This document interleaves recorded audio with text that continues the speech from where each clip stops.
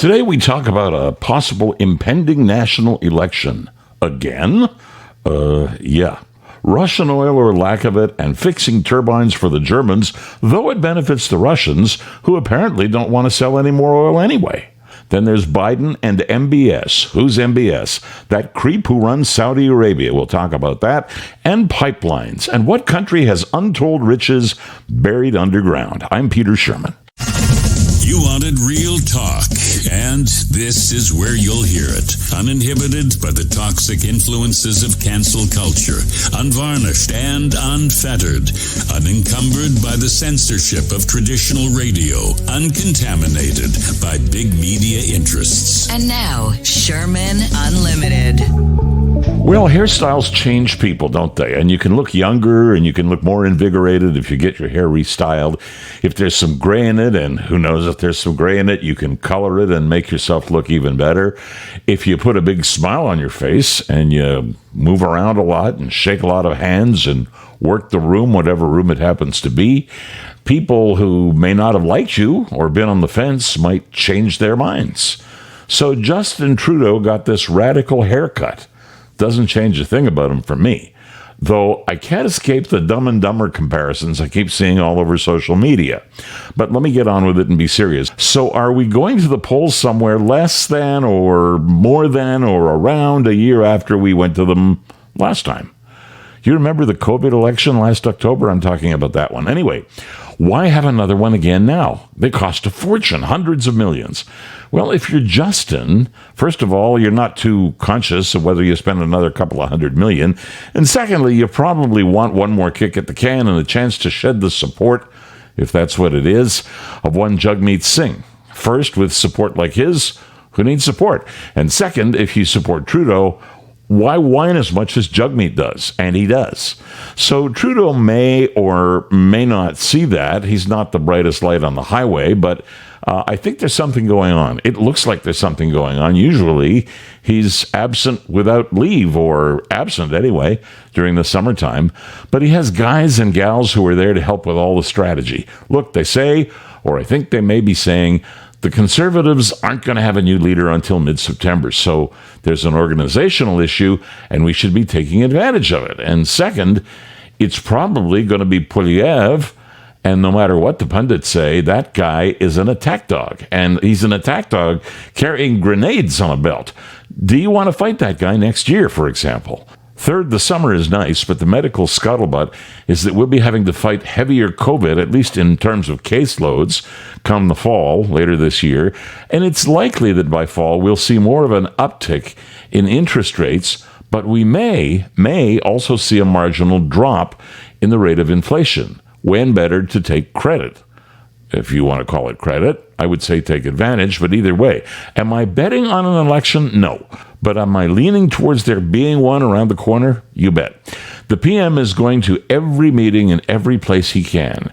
He's flying all over Canada constantly. He's glad-handing. He's speech-making at what are really the first fun summer events in 3 years.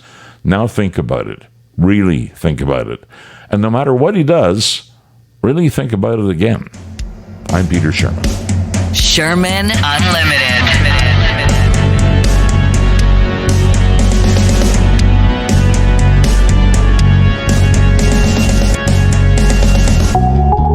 Take a little trip around Suppose This Were You. If you were Trudeau, would you have returned the serviced pump or turbine, whatever it was, to Russia/Germany so that the Germans could keep pumping oil and gas from Russia, despite sanctions against Russia that Canada's participating in and supported as well by our allies in NATO, the Germans? I'm not sure what I'd do. I'm not a Trudeau fan, you know that, but I'm not sure what I would do. There's another problem. Russia's Gazprom has told customers in Europe it cannot guarantee gas supplies because of extraordinary circumstances. The news came as Nord Stream 1, the key pipeline delivering Russian gas to Germany and beyond, is undergoing 10 days of annual maintenance scheduled to conclude on Thursday. Here's what I don't know and what I can't find anything about. I don't know if we have shipped that turbine that was required to get gas from Russia to Germany back to the appropriate spot. If we haven't shipped it, we shouldn't. Why was President Joe Biden fist bumping Prince Mohammed bin Salman, or MBS as they like to call him, to secure oil from the Saudis? Why does America need oil from the Saudis? These are just questions that have popped into my mind pertaining to oil and the price of fuel that we're paying right now in Canada, as well as in the States. And I've got some more questions. Why, for example, was, given the circumstances of Ukraine and the consequences, one of which is handing a degree of control over energy to the Russians, why was something like this not foreseeable in both Canada and in the United States so that we could make some kind of preparation? This is not a war that just surfaced one day, perchance. They'd been threatening it for months and certainly planning for it for years, and we have our eye in the sky, so to speak. So we knew. Could it be that we just have created so much pollution over North America that our leaders' brains have fallen out and at least their eyes are incapable of seeing for the fog?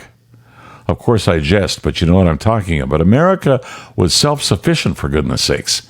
Oil is running about US $100 these days, give or take 10, 20. Why does Biden need to get oil from Saudi Arabia? What happened to Canada? A variety of things happened to Canada. I'm not sure I can remember them all. Trudeau bought the Trans Mountain Pipeline for over $4 billion. Didn't do anything with it for a while. It's not as big a deal as some made of it.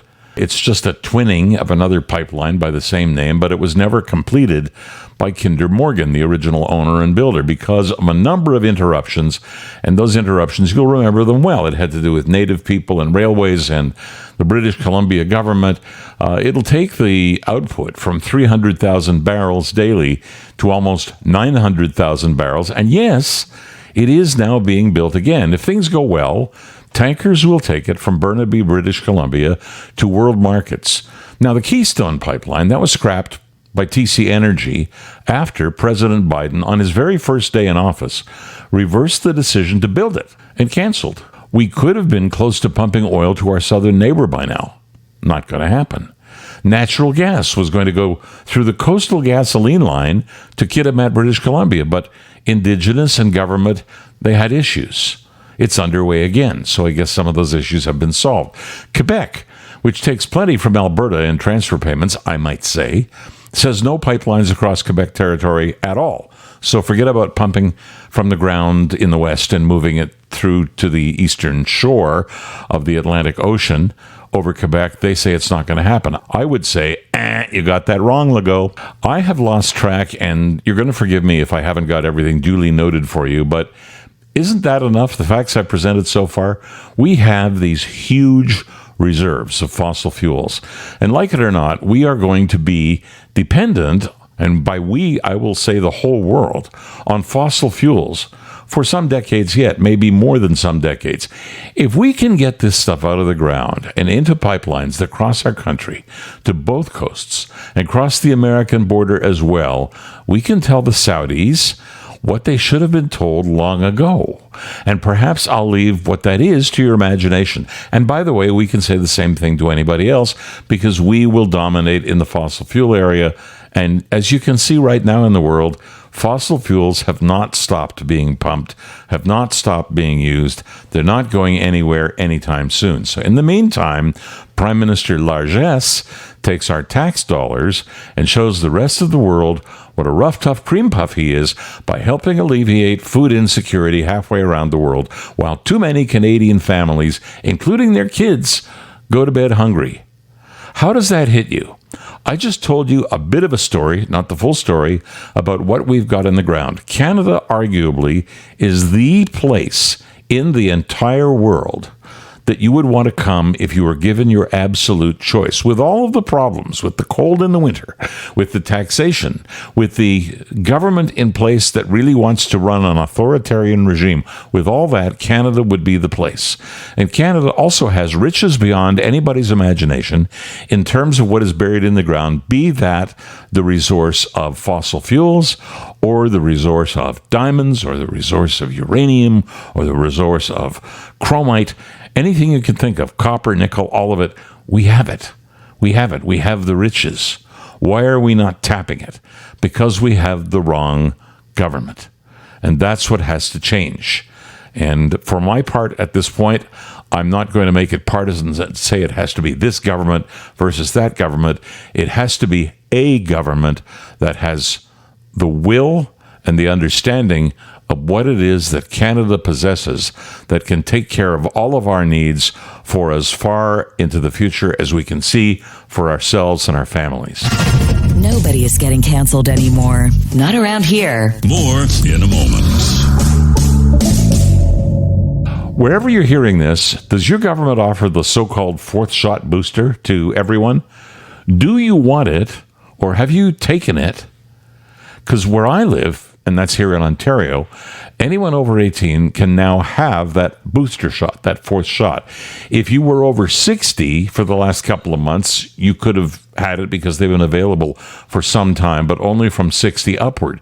Now, I'm over 60, and no, I have not availed myself of the so-called fourth booster. You're asking why not? I'm going to tell you. I keep reading statistics suggesting I was no more protected from COVID with a fourth shot than without one. And worse, I also read statistics showing those with that fourth shot were even more likely to contract COVID. But hey, I'm not a doctor. I'm just a well-read citizen. So after reading all of this stuff, I called my doctor of 40 years, I might say, trust him implicitly, and I said, so look, do I go out and get this fourth shot or not? There's a pharmacy across the street. As you know, I've already had the initial 2 vaccinations and the third one, the first booster, and he asked how I really felt personally, and I said I preferred not to get any more of the juice. And he said, well, then don't.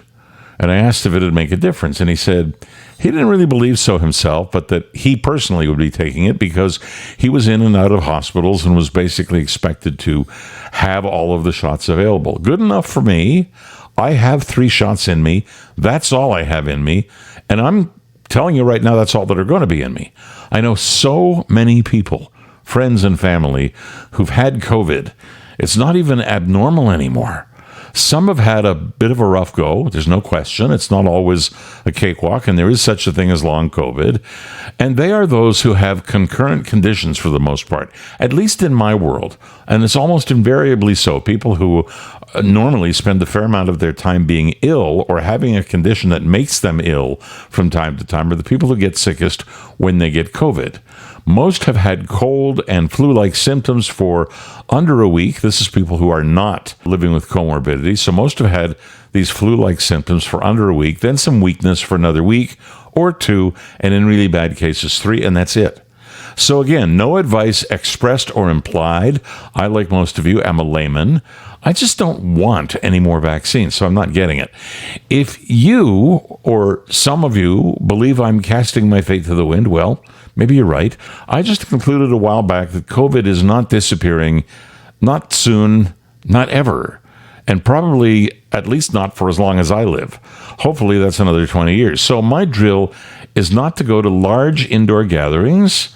It is to mask up with an N95 when I'm in places like food stores. And other than that, I don't take special precautions. I today visited the bank. I visited a fairly large drug supermarket. I went into an Epicurean store that sold cheeses and meats, probably had 10 customers in it at the time, and I'm guessing probably a couple of thousand square feet. I didn't mask in any of those venues. I believe I haven't had COVID. With a gun to my head, I would say I haven't had COVID, but I could be wrong. I have had 1 day long, 2 day long illnesses that were headachy, cold-like, scratchy throat, that kind of thing. And I've tested, but I've not tested every single time. The times that I have tested, I've tested negative. So I'm tending to believe that I haven't had it. I was in Florida 2 seasons ago for 6 months when there were 0 Canucks there, and COVID was rampant at that time. No COVID in me, to my knowledge. So I can't offer any advice, and I can't offer any expertise, and this wouldn't be the place to do it. But I can offer personal experience, and I've told you what I plan. I'm Peter Sherman. Sherman Unlimited. Let Peter know what's on your mind. Drop him an email. info@petersherman.com. Find future episodes wherever you find your favorite podcasts. So if you like what you heard, tell a friend. If you really liked it, tell 3 friends. If you really hated it, tell 3 enemies. We'll talk again soon.